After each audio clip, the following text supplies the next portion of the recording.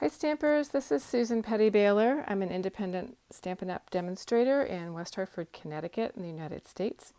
And today I wanted to talk to you about how I label my ink pads.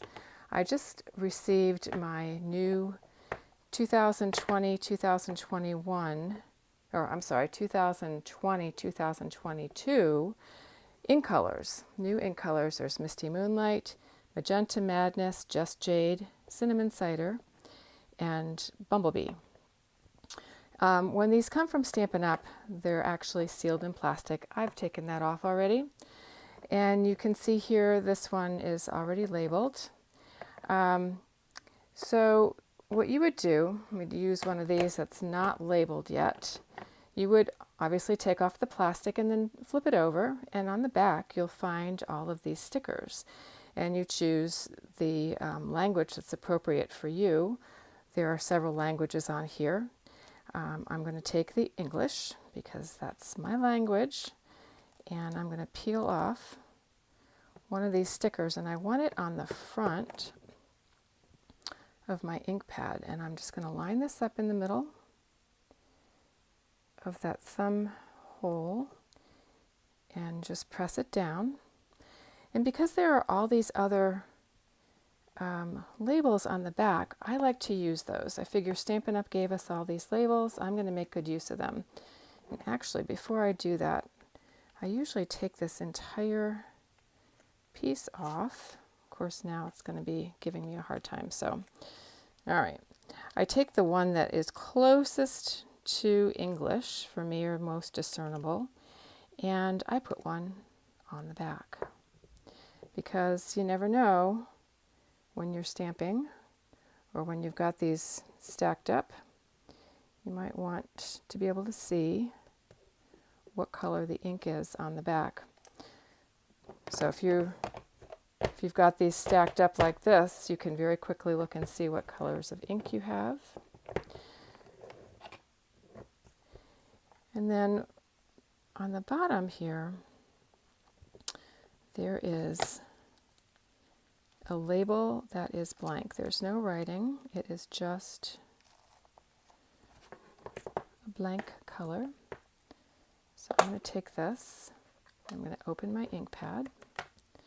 And there's a little tray right in the front here. And sometimes it's nice to have, to have these little trays marked with the ink, so that when your ink pad is out, you know, you've got all these ink pads open, and it's really kind of hard to see. Of course, that's obviously pink, but it's kind of hard to see, you know, which one's green, which one's blue. And if you're doing, you know, stamping with a whole bunch of ink pads open, I think it's super helpful to have those pieces in there. Of course, now I have ink on my fingers, and I'm going to get this all over the place. Hopefully not. Let's see. And then I still have two more labels on the back. So another good way, or a good place I should say, to put one of these labels. Now this is in either Japanese or Chinese. I'm sorry, I don't know. You can use this to put on the top of the bottle of the re-inker. Just run it right around the whole top. So that's a good place to put it. And then you could use this last one to mark a sponge dauber. Let me just take some out of here. I don't actually mark my sponge daubers this way, but I saw another demonstrator, Jackie Bolhuis, mention this as a possibility. So I thought that could be a good possibility. It's easily read, except for it's in a language that I can't read, but at least you can see that it's green. And then I take this off of the back and discard it. And I will later pull this whole thing off the back. It's just tearing at the moment, so it's giving me a hard time. Maybe I'll do it right now, just to show it who's boss. Maybe not. So when you're storing your ink pads, you want to make sure that you always keep them upright. See, I've got ink all over my fingers and I'm getting it on my ink pad. These stamp pads are made to easily stack. They have little feet on them that grip these little tiny holes in the top of the other ink pad and make them fairly stable to stack. So you can stack them this way. This is the best way. You always want to keep your ink pad upright. Let me show you why. When you open your Stampin' Up! Ink pad, the pad is on this side of your case. So when you close it, the ink pad is actually being stored upside down. Do you see that? It's over here. I'm flipping it over, locking it closed. You always want to hear that click for the lock. But the stamp pad is hanging upside down. And in that way, it lets gravity be your friend. By storing the ink pad hanging upside down, it makes for a much nicer stamped image. It means that your ink is going to be towards the top surface of your ink pad when you go to stamp. Conversely, if you store them upside down like this, your ink is going to want to sink to the bottom of the ink pad, and you're going to find that you're going to have to re-ink it much more frequently. So always keep them stored this way. Also, you don't want to stack them on their sides for the same reason. Gravity. If you stack them, oops, look, I'm just seeing that wasn't stacking right because it wasn't locked closed. I didn't listen for the click. So if you store them this way, your ink is going to, again, gravity will pull it down to the side, and you'll open your ink pad and you'll find that it's inkier on one side than the other. The other tip that I'm going to give you is when you're inking your stamp, you want to travel all the way around your ink pad. We all have a tendency to ink right in the center, especially when you're in a hurry, you just stamp, stamp, stamp. I do that all the time, but really you want to try to ink around the perimeter of the stamp pad as well, and that way you're using the ink all around. You're not going to end up with just, a very lightly inked, I should say an unevenly inked stamp rather. Sorry. Let me just snap this closed. And I also wanted to show you, I don't usually put my label on the top of my re-inker on the side here because of the way I store my re-inkers. What I do is I take just a regular office hole punch and a scrap of cardstock to match my re-inker, punch out a spot, and then I put this on a glue dot.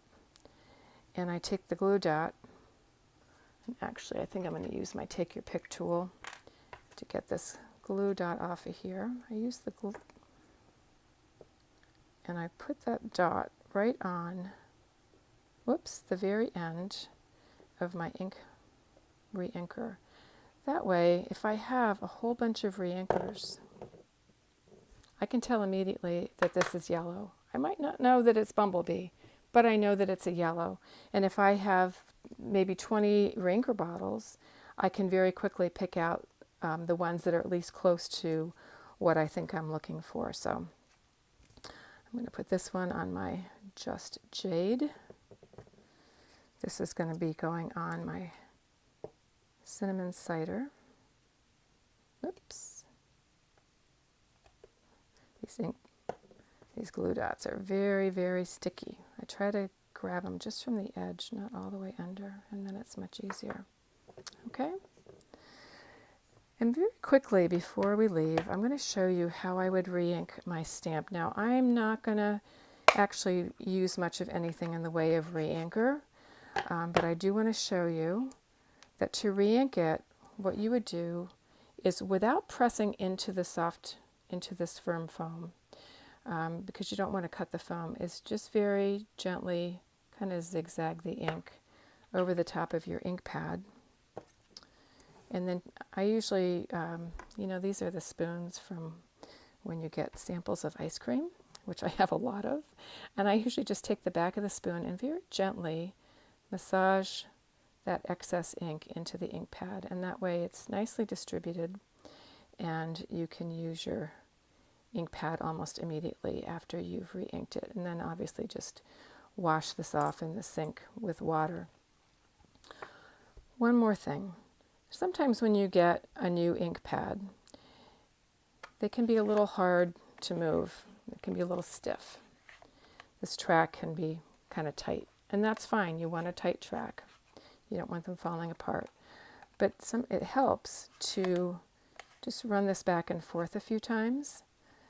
And after you do that 3 or 4 times, it usually helps this ink pad to slide more easily through these little tracks. If that doesn't work for you, every once in a while you come across an ink pad that's just really stubborn and it's very, very tight.